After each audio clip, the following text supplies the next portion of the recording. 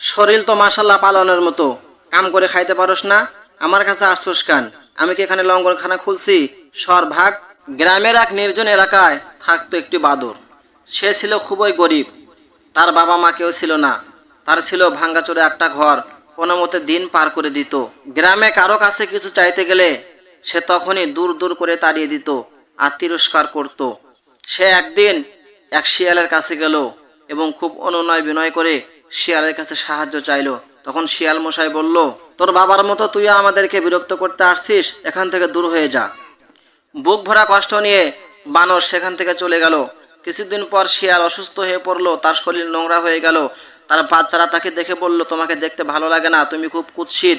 বুক ভরা কষ্ট নিয়ে শিয়াল মাটিতে শুয়ে চিন্তা করতে লাগলো। কিছুক্ষণ পর বানর এসে শিয়ালকে দেখতে পেল। সে বুঝতে পারলো শিয়ালটা খুব অসুস্থ। তখন সে ঔষধি গাছ লতাপাতা এনে চিকিৎসা করে শিয়ালকে সুস্থ করে তুলল।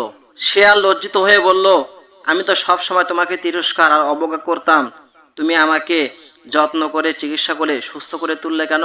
বাদর বলল, আমার মা বাবা নেই, আমি তোমার ভিতরে আমার মায়ের ছাপ দেখতে পাই। আমি আমার মা হারানোর কথা সব সময় মনে করি। এরপর থেকে বানর আর শিয়াল তারা দুজনে মিলেমিশে বন্ধুত্ব সুলভ আচরণ শুরু করলো এবং একসঙ্গে চলতে লাগলো। এই ঘটনা থেকে আমরা শিক্ষা পাই, কখনো কাউকে অবজ্ঞা করতে নেই।